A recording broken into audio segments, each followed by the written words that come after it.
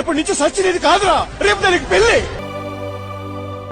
ఏమి తప్పు చేశానే, ఇంత శిక్ష వేసావే, ఊపిరాపి చంపేసే తీర్పు రాసి పంపావే.